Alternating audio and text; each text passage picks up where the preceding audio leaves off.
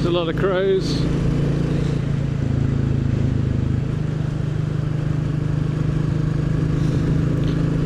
Good morning everybody, my name is Beena and this lovely little fella here is Walter. Welcome to the channel.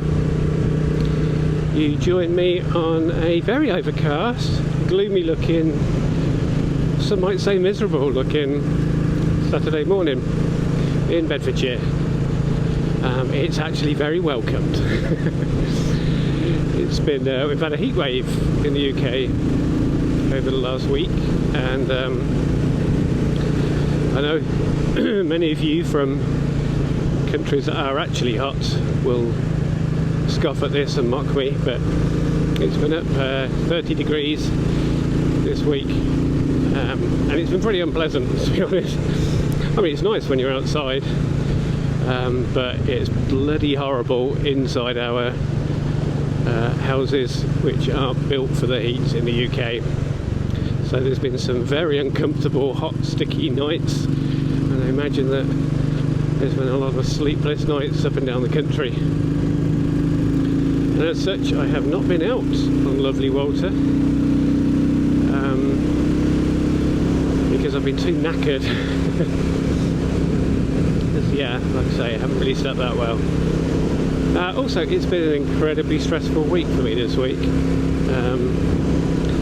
had an autistic meltdown at the beginning of the week due to issues with my employer, which I won't go into, I won't bore you with, but it did result in me having a bit of a major meltdown and tearing our HR person and my manager, a new one collectively, on a call.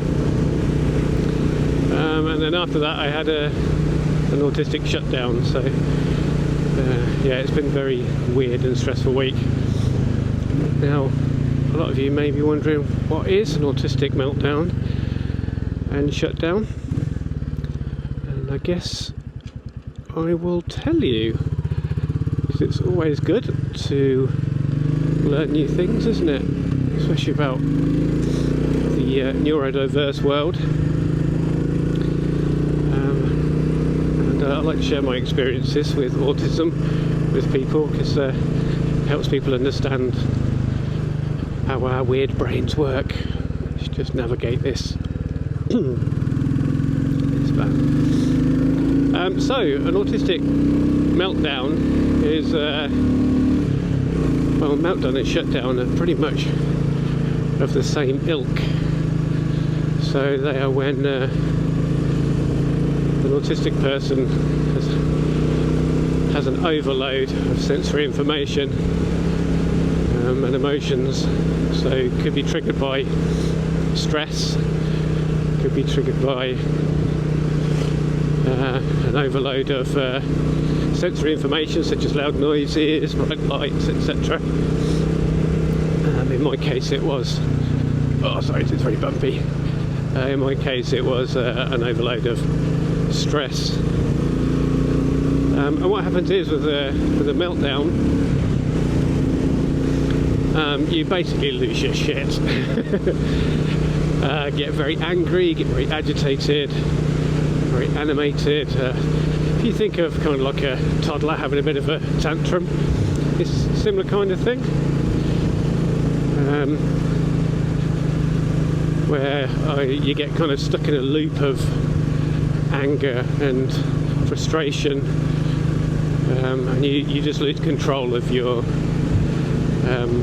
emotions and your faculties, basically. And like I say, that was brought on by an issue I've had with my employer over the last few months, which they haven't sorted out. One thing about being autistic is a lot of autistic people generally have a really, really strong sense of justice, what's right and what's wrong, as well as they're real sticklers to adhering to, you know, rules and regulations. And when people break those kind of things or don't adhere to them, then it really upsets us, because you know it's goes over and over and over in our heads, and we think, why is this not happening? Why are people not doing what they should be doing? So that's what happened to me. So I had a bit of a meltdown. Like I say, I had a go at my boss and HR person who were very apologetic. But afterwards, it really takes it out of you. So you don't just have that kind of little flare up, that little tantrum, and then get over it. It drains you both physically and emotionally, and can often lead to a shutdown, an autistic shutdown. And that is when you just go really quiet. Critter counter kite up above us.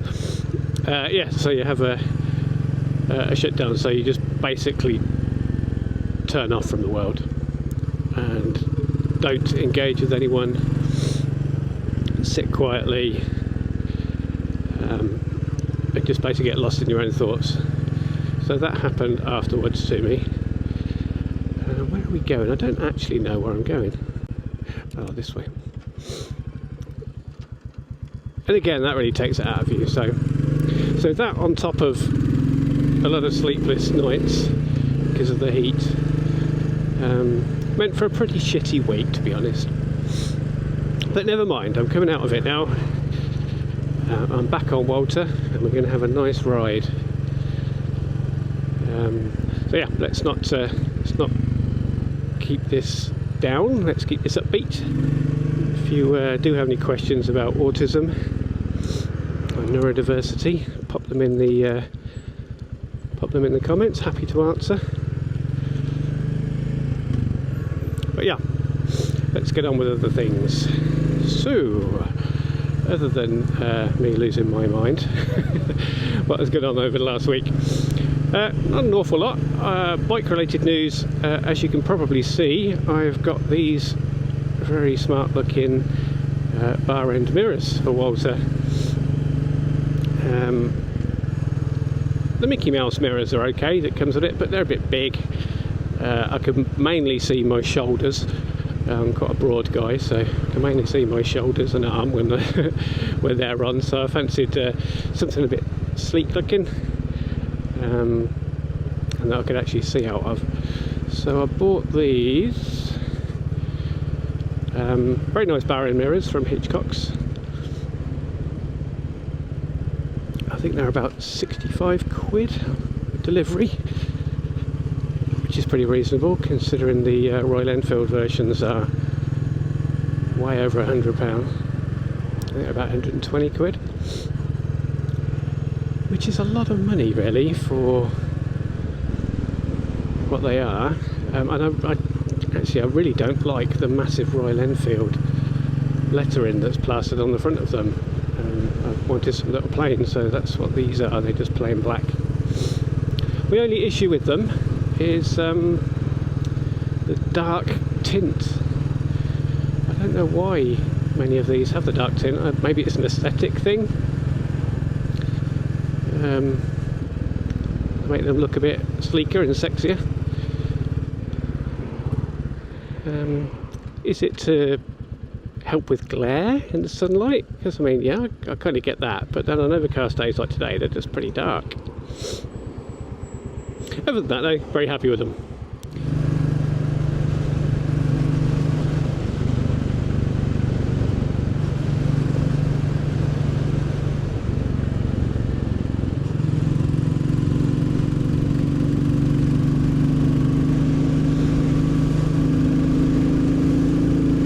Those clouds do look a bit ominous.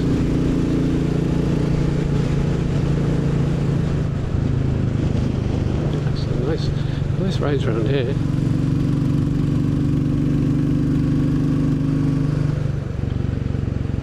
Are we Silso?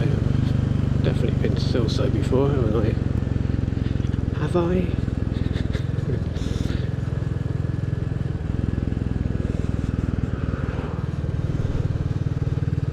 I need to pull over and adjust my right hand mirror. It's fine, but I just want it tilted back just a little bit, and it's right at the limit of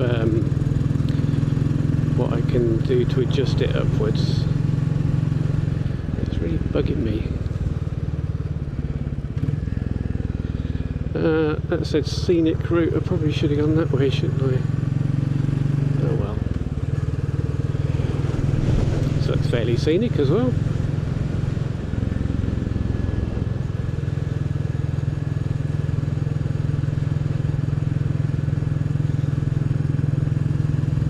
Nice reaction from that guy walking his dog.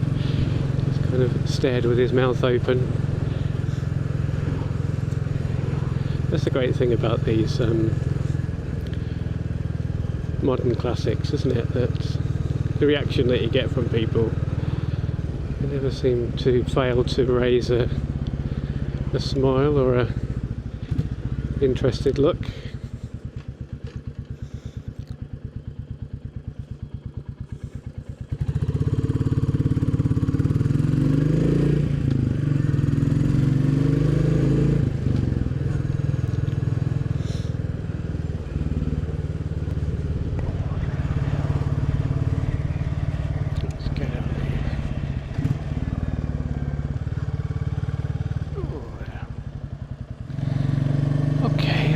To be going to Rest Park. Fair enough. Hopefully I don't have to pay.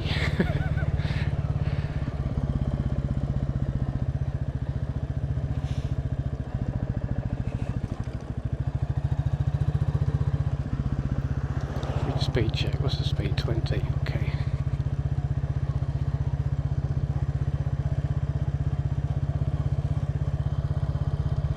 I haven't been down here for years.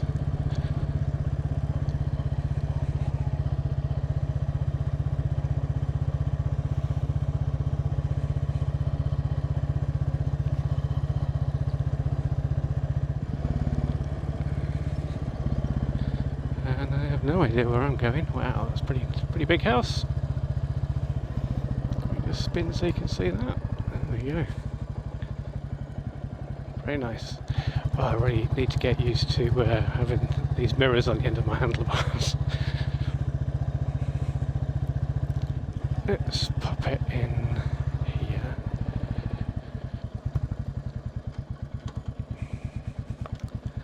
So I can adjust that mirror. Oh no, I'm in the yellow zone. What does that mean? Alright, bear with me, let's adjust this. Can I sneaky up here? Oh, look at that.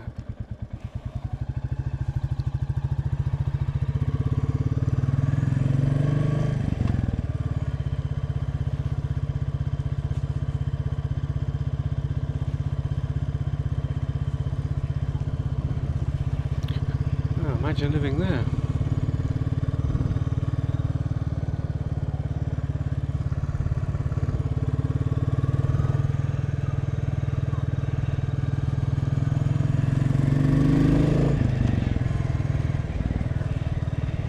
Don't know you have to pay to go in there. I don't think you do.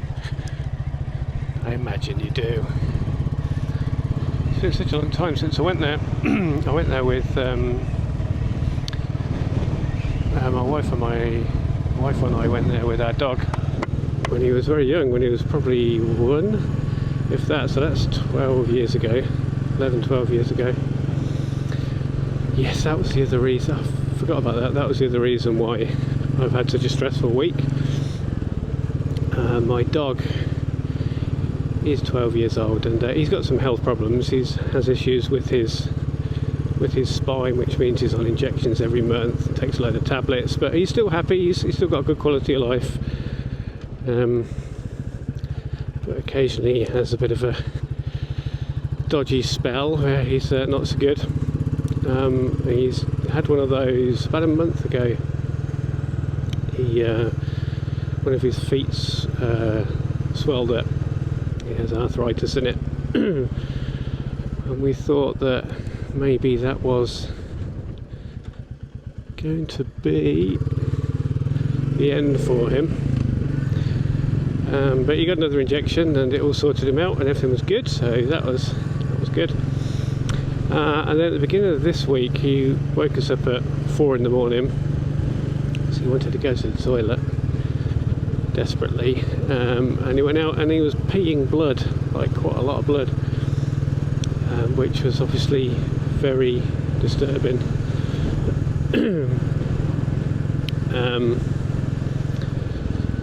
And he kept trying to go to the toilet, and couldn't really go, and when he did, blood came out. So obviously we took him to the vet, but before we took him, we waited for the vets to open. We had the conversation about what we would do if it was something bad. Would he be coming home with us, or would we be having him put to sleep? And obviously that was incredibly upsetting for the pair of us, because yeah, we love our dog very, very much. We don't have children, we have a dog. The hell am I?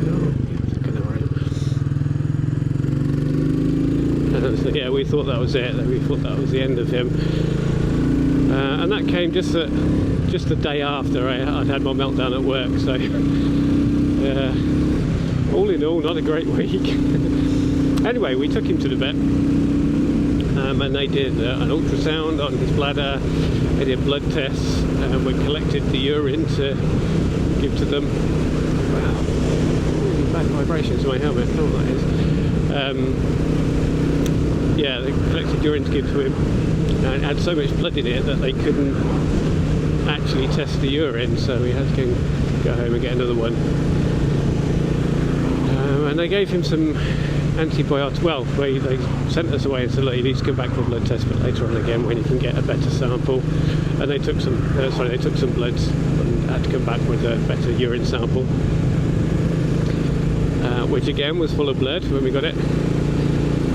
And we went back, and the good news was that there wasn't any markers that anything particularly bad was wrong with him. So they thought, you know, maybe it was some kind of infection, because he had high markers for inflammation in his blood work. So they said, well, let's give him some antibiotics for a week, a few days, then come back and we'll scan him again and we'll see how he's getting on. And if it hasn't helped, then we need to look at what else it could be.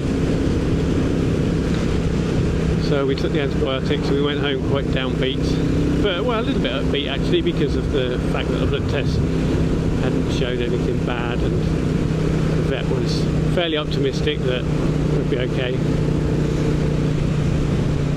So we took him home, and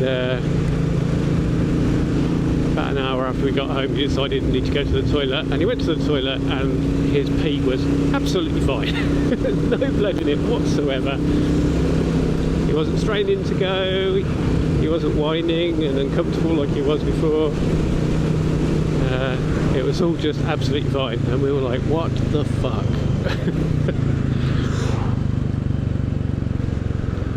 What the hell is going on here? Oh shit, just go around there. Okay, we'll do that. And he was fine after that. So we took him back yesterday, explained what had happened to his regular vet, because we saw a different one. And they decided not to do the scan, so the blood's all okay. It looks like it probably was just a little infection or something he had. Older dogs could be prone to it, and all the blood could have been just like a collection of cells or something that had built up and then got dislodged, a collection of red blood cells. So yeah, he was back home with us and fine.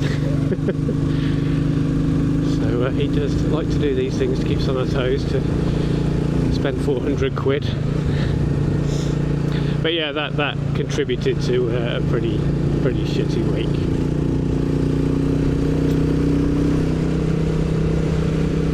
But hey ho, these things are sent to test us, aren't they?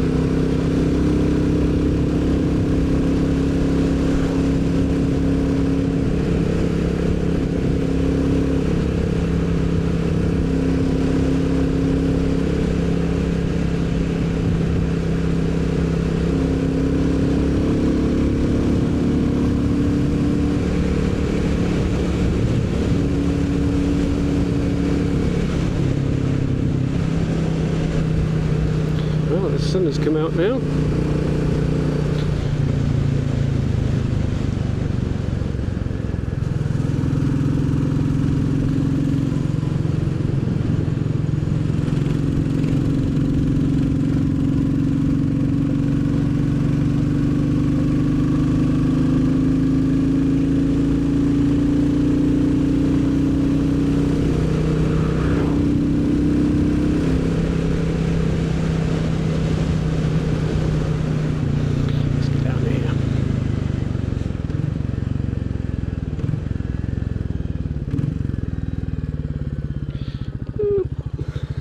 Whoa, very gravelly.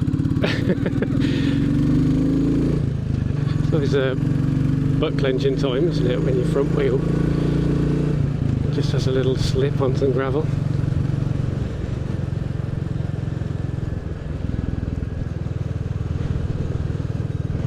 Ah, great view. England's green and pleasant land is looking a little bit parched at the moment after that heat wave. I remember when we had the heat wave a couple of years ago, and it was up in the 40s. Temperature was up in the 40 degrees Celsius. I remember seeing a satellite view of the UK, and it was just basically yellow. Everywhere was so parched. My lawn was crunchy underfoot. In fact, every grass that you stood on during that period was crunchy. And during that time, one of my tortoises decided to go walkabout. I've got 2 tortoises, and they're little escape artists. We thought that we had our garden completely tortoise proof, so they couldn't get out, but apparently it wasn't the case, and both of them managed to get out of a tiny little hole. They're relentless little buggers. They're solar powered, so when they get charged up in the heat, they're just relentless. They walk and walk and walk, and they dig and all sorts, and they got out of this tiny little hole and gone over to the fields. There's fields that back onto my house, go for miles, and there's kind of fields, and then there's a bridleway which runs along the top of the first field, not too far away, about a quarter of a mile I suppose. Unfortunately, one of our neighbours posted on Facebook and said, "Oh, has anybody lost a tortoise? Because I found one just wandering up on the bridleway." I'm like, "Yep, that's ours." Went and got it, and that was Gary, our smallest tortoise. But Ian, the larger one, was still missing, and he was missing for a week, and it was during that 40-degree heat wave. And we spent every day that week walking in that heat for hours every day, trying to find him, and to no avail. We scoured the field out the back of my house. We searched what we thought was every inch of it and the adjoining 2 fields, and we could not find him. And we were pretty upset about this, because we'd had him for a good sort of 15 years, I suppose. It's quite old. And we kept going out and looking for him. We scouted after about 4 or 5 days, 5, 6 days. We kind of scouted back a bit, and we went out just once, just a couple of times a day, once in the morning, once in the evening after work, to see if we could find him, but kind of dejectedly, knowing that he's probably gone. Neither of us wanted to say it, but I think we said afterwards that we were both thinking at the time that which way am I going? Right. We both thought that in that heat he'd probably died. I mean, I know he's a tortoise, but he's not used to that kind of heat, and there wasn't a lot of water about anywhere. vegetation was all parched and yellow. So yeah, we thought he was a goner.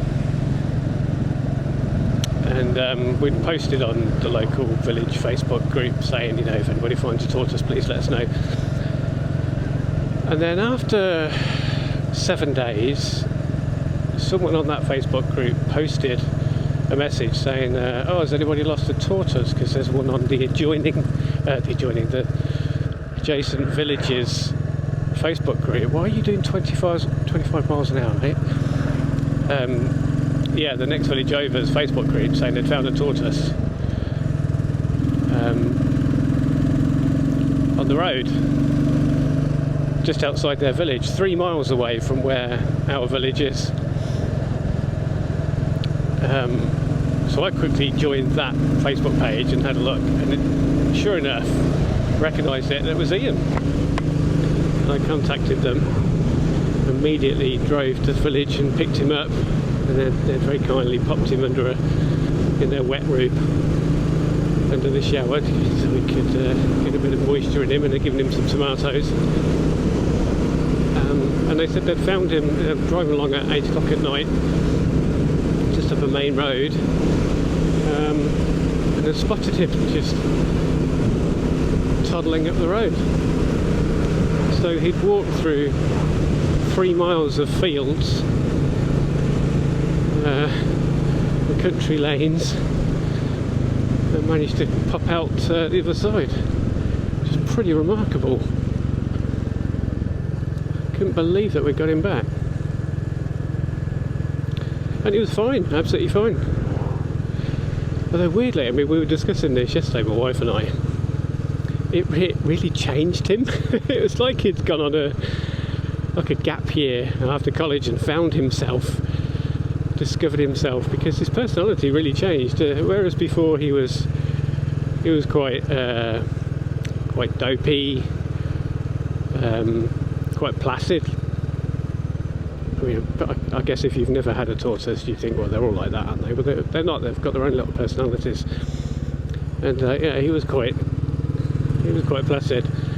But ever since then, he's kind of really outgoing. I know it sounds bizarre talking about a tortoise like that, but his personality's really changed, and he's quite bolshy. He's very bold. Stomps around the garden. Well, he wants to get out again. I mean, we made extra doubly sure that everywhere was shored up, and he hasn't got out in the last couple of years, so it did work. But yeah, little bugger. But yeah, he would have to do it, wouldn't he, during the hottest weather we've ever had in the UK. And fun fact, I actually ended up in hospital after that, having to have an emergency operation. But that's a story for another time. We've already had enough misery with me on this ride. And I think that's probably a good time to wrap it up. So yeah, have a wonderful week, everyone, in the UK in the cold, cooler weather. Hope you get out on your bikes, look after your mental health. Like I say, ask any questions if you have them about autism or neurodiversity in the comments, and I keep the shiny side up. I will see you next week. Bye.